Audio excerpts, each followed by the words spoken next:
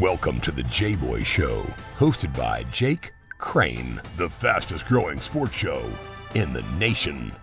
I'm Coach Hugh Freeze. This is Super Bowl champion Brandon Graham. Hey, this is DJ Shockley, and you're watching. And thanks for watching the Jboy Show.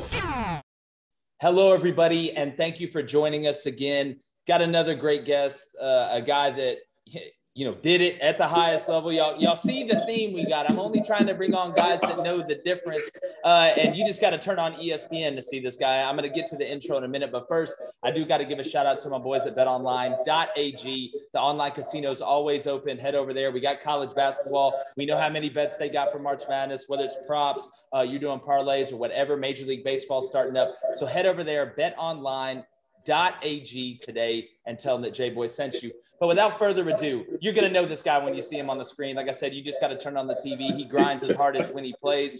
You can see him on NFL Live, Get Up, did his thing on the SEC Network, and we're going to talk a little bit of everything. And that is former LSU and NFL standout Marcus Spears. Swagoo, what is up, man? Hey, what up, family, man? Appreciate you having me. I'm chilling on this good morning. I don't work till later, so I'm going to kick it with my boy for a minute. Hey, you already know, man. And we're going to get right to it. That's what we do. And I want to start with the draft. I haven't really talked a lot about it, Marcus, to be honest with you. We've really stuck to March Madness and spring ball getting started. But, as a guy, you went through the process. You understand it. I'm looking right now. Look, everybody's got a mock draft. Who knows what's really going to happen? Who's going to trade up? But from what I'm seeing, could we have 3 quarterbacks go in the first 3 picks? Man, we could have 3, possibly 4, depending on if a team trades up. But we know what this league is about. They starving to find them, man. And if you don't have one, just like in college, when you're talking about high major programs and big time schools, if you don't have a QB, you don't have a chance. And that's especially prevalent in the NFL. Like, there's no coincidence that Brady has won so many, that Mahomes has won one already, that all of the quarterbacks that were in the playoffs that made deep runs were the top guys in the league. So, and then, too, I tell people this because I have to remind them, when I was coming out of the league, you drafted a quarterback first overall. You had to pay him $60 million before he played. That's true. Now these guys have a little bit more financial freedom. For teams, they hate to admit it, but you can afford to miss on a quarterback more so than you could back in the day without it devastating your franchise or your organization or hampering you from paying other dues. So, I fully expect to see 4 potentially go in the top 4 picks if a team trades up like a Philly or Atlanta or somebody like that trying to come up in the top and get one of them QBs. Man, that's a great point. Because, again, when you're able to take a little more risk, you can take more chances. You may go get a guy that, really fits your system better than some of the high-profile guys. But I look at Trevor Lawrence, I look at Zach Williams, I look at Trey Lance, and I look at Justin Fields. To me, I think Trevor's at the top. And you know what? I'll be honest with you. With Mac Jones, I believe in that guy. I really believe in Mac. But I think Trevor's kind of separated himself just because his ability to run. I think people sleep a little bit on his ability to run. Not that you want that QB running around in the NFL too much, but with as many RPOs and stuff that are in the league now that weren't in the league, before, you look at like guys like Teddy Bridgewater and their offensive coordinators are willing to take that chance. How would you kind of rank those 4 guys? Do you think Zach Wilson's second? Do you think he's first? I mean, again, it's anybody's guess right now, for real. Yeah, I'll put Trevor, Justin Fields, Zach Wilson, and Trey Lance. Yeah. That'll be my order. I don't know. I get it. Like, I understand as we get closer to drafts and we start evaluating these guys, we get tougher and tougher. But I don't know how in the hell you don't have Justin Fields as the number 2 guy behind Trevor Lawrence. Like, it's still blowing my mind that, you look at Zach, and don't get me wrong, Zach Wilson has tremendous talent. Like, can throw the rock, athletic, physically skilled, team responds to him. But all of the things I just said about him, I could say about Justin Fields, and he played at Ohio State. That's true. So I don't know when you really get into the detailed evaluation of these guys, and I work with one of the best that does it, in Dan Orlovsky. Yeah, he doesn't see a uptick with Zach Wilson over Justin Fields, right? Because here's the reality of these quarterbacks. I think beyond Trevor Lawrence, I think Trevor Lawrence is as safe of a pick out of all of these guys when you say you're taking them first. But here's the thing about Zach Wilson and Justin Fields that I get like confused about when these guys are evaluating. When you turn on tape, did you see Zach Wilson do that you didn't see Justin Fields do against better competition? Yeah. So, for me, that is really what it boils down to. And even for Trevor Lawrence, like Trevor benefits more from his big games than he benefits from playing an ACC schedule, right? So we got a chance to see him on the national stage against Alabama as a freshman. We got to see him in the playoffs against Ohio State in the semifinal. And now we got to see him in this final year at Clemson. Was really impressive, prototypical, does all the things you need him to do, trending in the right direction of the NFL. So, and if you continue to beat yourself up about who to take second, is it Zach Wilson or Justin Fields? Might I remind people, Justin Fields was the number one quarterback coming out of Georgia when him and Trevor Lawrence was coming out of high school. Yeah, no, that's true. And I always laugh because people are like, oh, well, Ohio State's offense wasn't very complicated. I've watched BYU's tape. They weren't running some intricate system at BYU. I laugh. It's really funny because if you don't know, you don't know what you don't know, I guess. Right, but if you watch the tape, there is not a huge difference in the system that Justin was running and that Zach was running. And Justin was at Ohio State. So I agree. And I think the physicality factor too, holding up. You look at a guy like Justin, but that's a real thing. These guys are going to take some hits. Not that I'm not saying Zach's soft or anything like that, but just body build. Justin can tuck it and actually go finish a run. You don't really want your guy doing that, but I agree with you. And look, I like Trey Lance too. I think he's kind of in that second tier, but I agree with you, man. Justin Fields, I don't know. You could not. On Trey Lance, man, I had a talk with Louis Riddick because Louis Riddick, works for ESPN Monday Night Football color commentator. He went to Trey Lance's workout, and he said it was as impressive of a quarterback workout he's ever seen because of how guys responded to Trey Lance, right? Like quarterbacks are made to look good at pro days. That's why I hate it. That's why I hate when we come. Nobody's running at them. They're just nobody's covering anybody.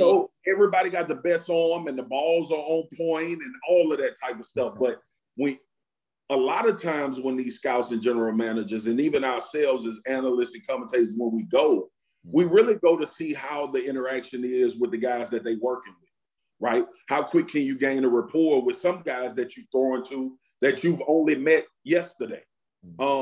That says more about the players. And I think Dan Orlovsky broke it down as well as anybody because I really pressed him on how do you evaluate these quarterbacks when you got one playing at North Dakota State, you got one playing at BYU, and you got one at Ohio State. Yeah. And the one at Ohio State is doing the exact same things and some things better than the guy at North Dakota and BYU. And we know what the competition level is like. And Dan was really good. He said, I'm evaluating flaws. I'm not evaluating what they do well, right? The expectation is for all of these guys to be pretty good quarterbacks. But what are those flaws that you see that either you can get fixed or that they've improved upon from their time in college? And that's probably the better way to look at the evaluation because we can make anything look pretty when it comes to this draft.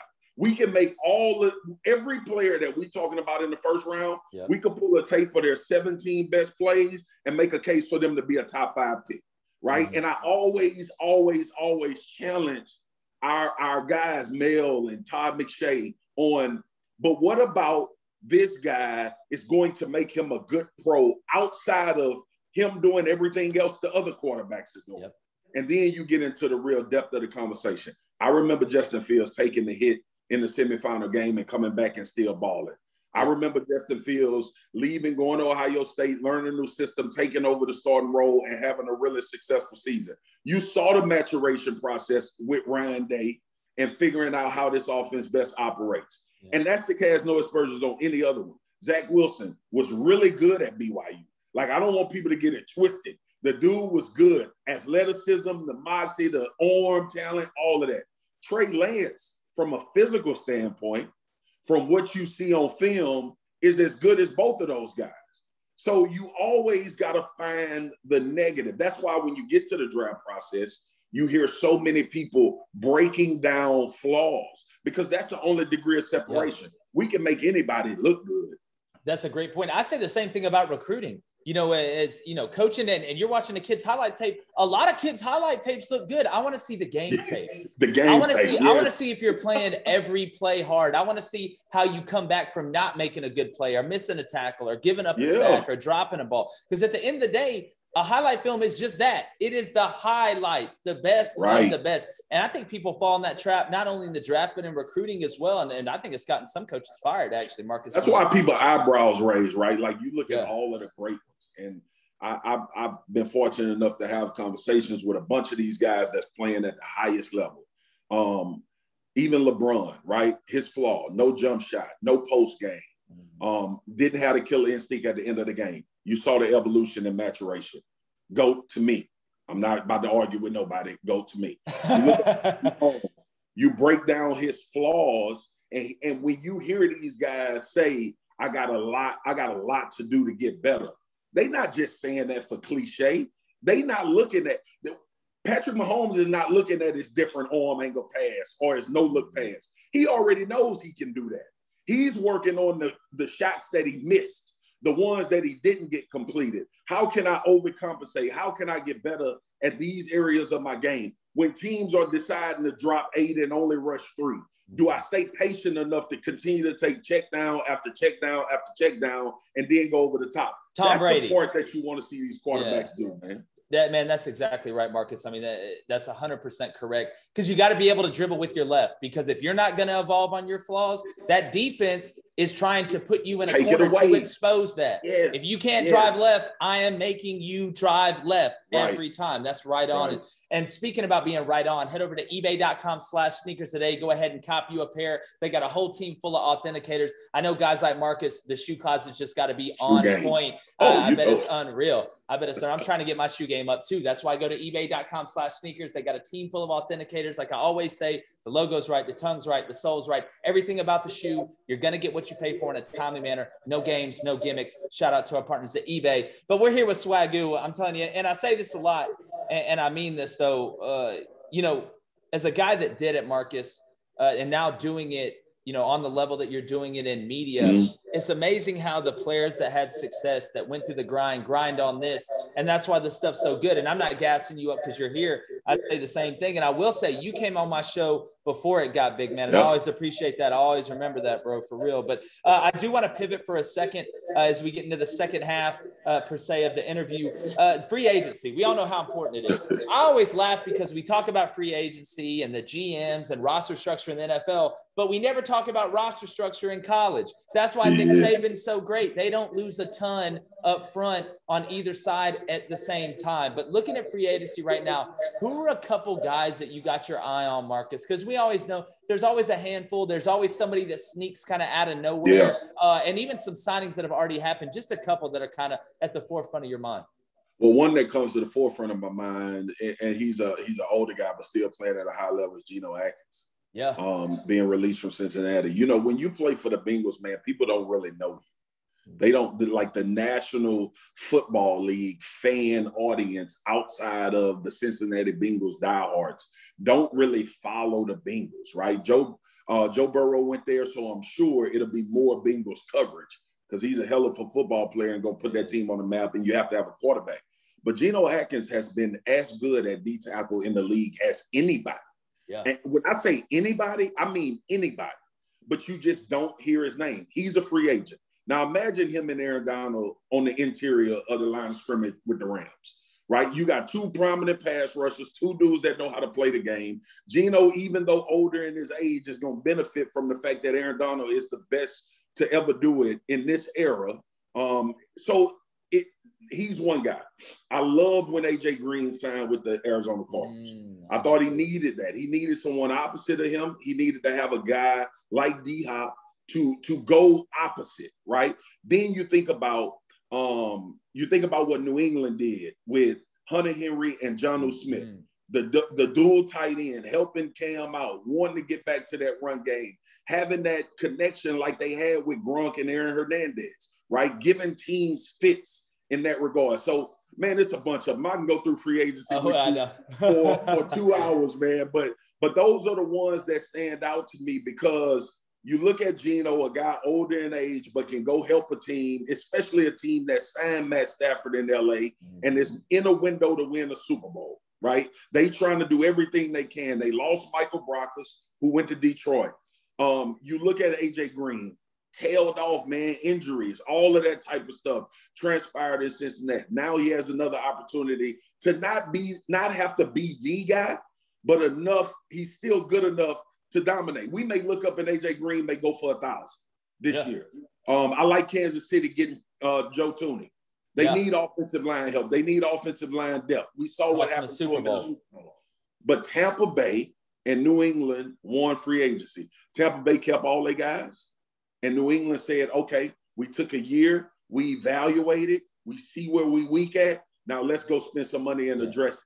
That's the type of aggressiveness that wins you Super Bowls. You can stand pat and lay low and sign 1 or 2 guys and think that that's going to change the dynamic of your team, or you can say, I'm going all in, like Bill Belichick did. So I think free agency has been great, man. And these guys, too, have been operating under a cap that's as low as it's been in a minute and didn't even plan for it. So imagine what next year free agency going to be like when all of them TV contracts kick in.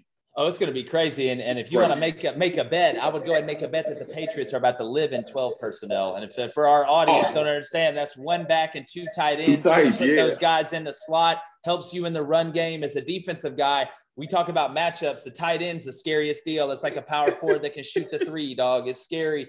And then, you know, what's crazy to me as well is, number one, you brought the point. Scared money does not make money in the NFL. You have got to go and, like you said, be aggressive. And you're talking about AJ Green and Geno Atkins. It's really the same theory to me. You can't double everybody. So if you want to bracket D-Hop, you're going to get AJ Green singled up. Yes. You want to double Aaron, Geno's going to do what he does and win a lot of battles up front. But I love the Joe Tooney call out right there, because the Chiefs, that was the difference in that game. Because if you 100%. can win early, you can win late. Nothing helps the secondary out more than a pass rush. Jay, you know me, man. You know me. We get enamored with these quarterbacks. We're going to talk about them during the draft. You don't have a line of scrimmage, you don't win football games, period. That's true. We could talk about all the greatest quarterbacks, all the running backs, all the receivers, the coaches, the organization, and how well they put teams together. If you don't have an O-line and D-line, you will not win football. It's the 11th commandment. It's the 11th commandment. The game is won up front. Thou shalt not steal. The game is won up front. It's the 11th one. But last question for you, Marcus. I couldn't let you go without talking some SEC football, man. I know you're checking it out.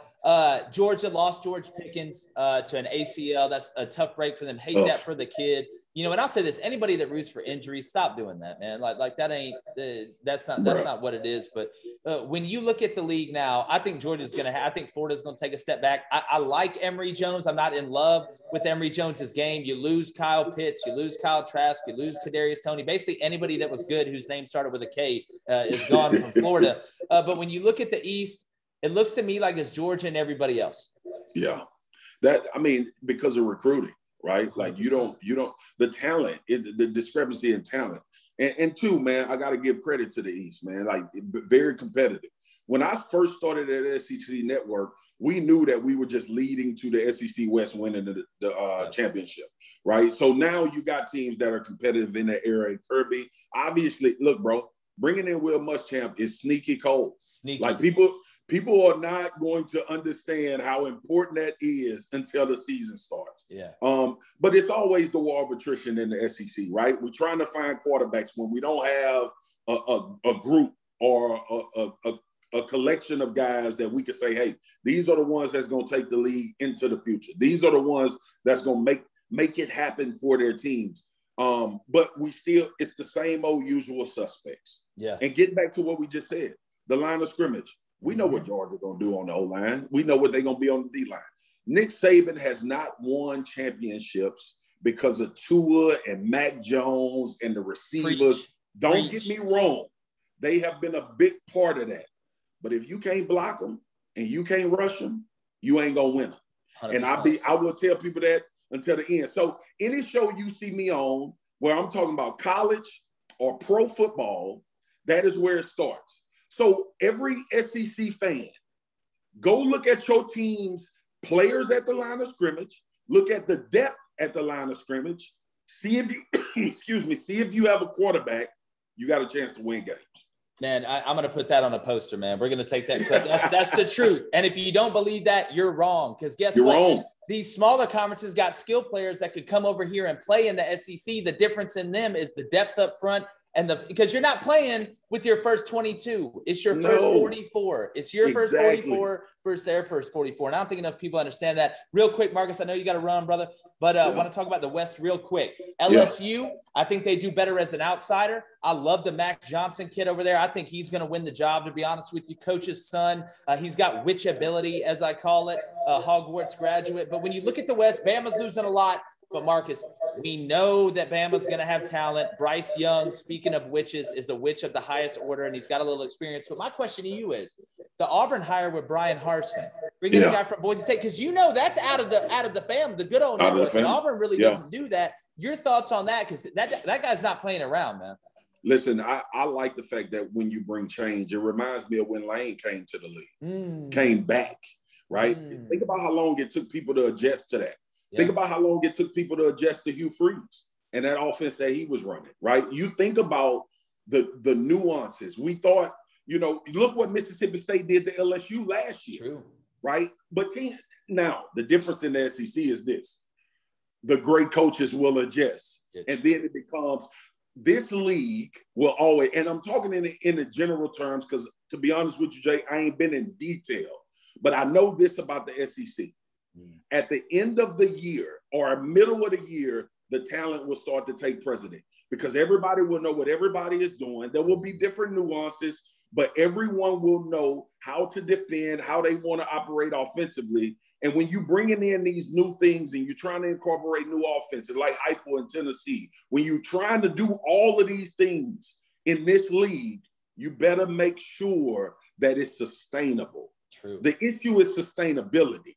Hugh Freeze did a phenomenal job with sustainability in 5 wide, spread them out, let's go downfield, right? You got all of these situations, all of these new ideas that come to the SEC, because let's be honest, everybody trying to beat Nick Saban. That's so they're trying to find an angle. You better be able to sustain it. That's true. I always say if you're not evolving, you're dissolving. And I think that's no doubt. I like that. And to be honest with you, I just made that up right now. I got to write that down. I got to write you got to write that down or something. Pop-up book. But Marcus, I know you got to run, man. It's always a great time. Keep doing your thing, brother. Tell everybody where they can check you out on social media. You're one of the best doing it, man. And again, from man to man, I really appreciate you coming on, dog. We got to do this again. Hey, absolutely, bro. You catch me on Twitter, mspears96, and on IG, mspear96. But more importantly, catch me at 4 p.m. Eastern daily on ESPN NFL Live.